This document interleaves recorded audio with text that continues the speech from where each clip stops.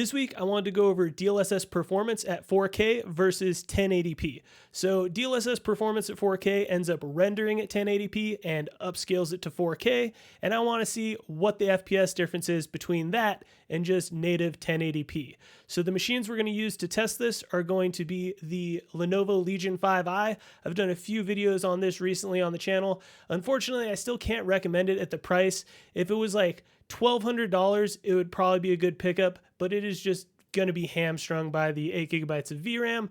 And since this is a 2025 laptop, I feel like it's going to have the best chance of performing well with both DLSS and native. And then I'm going to compare this to a much older laptop. So this is my GP66 Leopard from MSI. I bought this back in 2021 and it has a 3070 GPU. So same 8 gigabytes of VRAM, but older architecture, and I just want to use both of these machines to see how DLSS Performance at 4K impacts the FPS you get compared to just native 1080p. But before we get into the benchmarks, I just want to let you guys know the results are going to be kind of crazy. We're going to see anywhere from 9% to 59% better FPS running at 1080p native versus running at 4K using DLSS Performance. And that's way more than just the impact of DLSS. Yes, DLSS does have a performance impact, but it's not 59%. And I ended up looking around online, and the answer that I got that seems to make the most sense is that in a lot of games, the level of detail in the game, so that's like how complex the geometry is, will scale with the resolution. So at 1080p, we're getting a level of detail that matches a 1080p resolution. And then when we upscale to 4K, then all of a sudden we're getting much more complicated textures. So everything is going to scale off of that 4K resolution, which does have more of a computational impact than just how it would be at 1080p. So we're seeing two things here. We're seeing the performance impact of DLSS, which again is not going to be that much. And then we are seeing the much more real impact of 4K level of detail when we upscale. So I just wanted to explain that so that you kind of understand the results you're seeing, but let's get into the benchmarks. First up, we have Black Myth Wukong on the Legion 5i. We're running at 1080p DLLA versus 4K using DLSS Performance with the medium preset, no ray tracing, and we can see that we get 27.1% better average FPS, 23.3% better 1% lows, and 21.4% better 0.1% lows.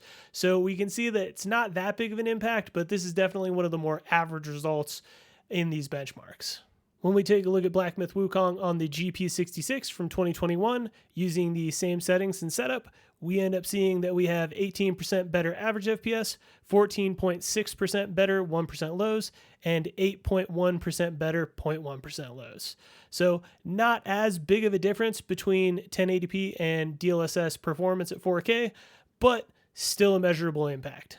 In Call of Duty Warzone on the Legion 5i, using the basic preset comparing 1080p DLLA to 4K DLSS Performance, we see 17.2% better average FPS, 9.1% better 1% lows, and 7.3% better 0.1% lows. On the MSI GP66 with the same setup, we end up seeing 25% better average FPS, 10% better 1% lows, and 4.3% better 0.1% lows. Next up is Cyberpunk 2077 using the built-in benchmark, and we are running on the Legion 5i, medium preset, no ray tracing, and again, we are comparing 1080p DLLA to 4K DLSS Performance, and we can see that we get 43.4% better average FPS, 30.4% better 1% lows, and 38.3% better 0.1% lows. When we use the same setup but compare it to the GP66 Leopard from 2021, we end up seeing 37.5% better average FPS,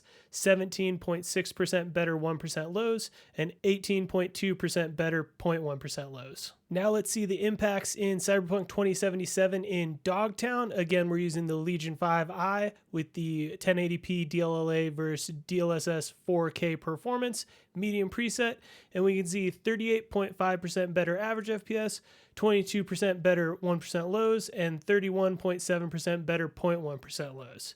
When we take a look at the GP66 Leopard from 2021, we end up seeing 30.9% better average FPS, 16.7% better 1% lows, and 20% better 0.1% lows. Next up is Forza Horizon 5, 1080p DLLA versus 4K DLSS Performance at the high preset, no ray tracing. And this is wild. This ends up being the biggest difference. So when we look at the Legion 5i, we end up having 59% better average FPS, 33% better 1% lows, and 26.7% better 0.1% lows. And I think the reason why there is such a big difference in this game particularly is because we're technically at 4K high preset, and as far as the level of detail is concerned, it's going to have the level of detail for 4K at the high preset.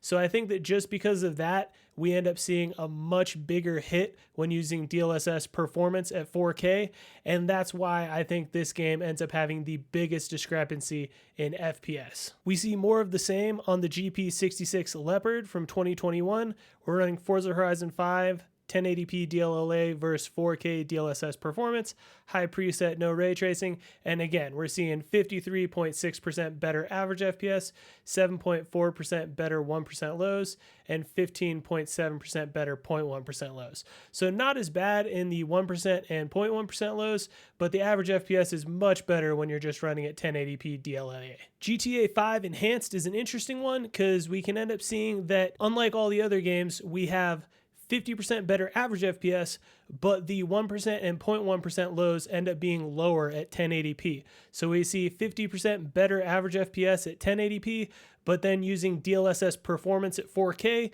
we see 20.3% better 1% lows and 30.2% better 0.1% lows.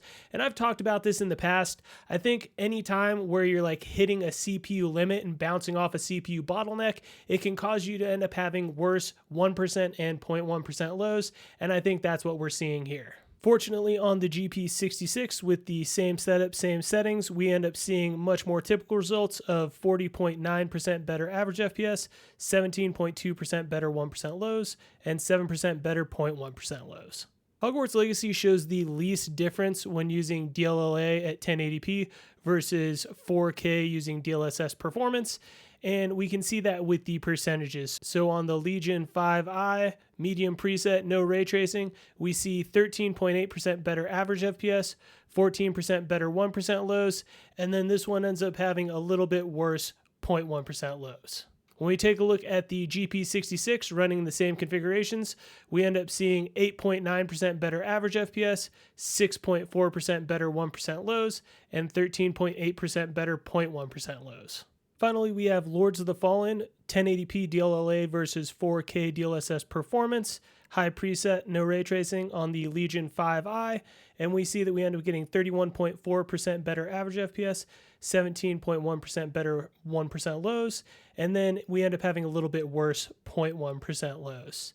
When we take a look at the GP66 Leopard from 2021, we end up seeing 21.7% better average FPS, 15.4% better 1% lows, and again, a little bit worse 0.1% lows. Finally, we can get into the benchmark summary, and for the Legion 5i comparing 1080p DLLA to 4K DLSS Performance, when we looked at all the benchmarks, we saw anywhere from 13.8% to 59% better average FPS using 1080p DLAA, and now we can see all of these benchmarks summarized in front of us, and we end up seeing that we have 34.9% better average FPS, 15.2% better 1% lows, and 13% better 0.1% lows. So big impact using DLSS Performance at 4K. And again, it's not all just the penalty of using DLSS and the processing that it takes.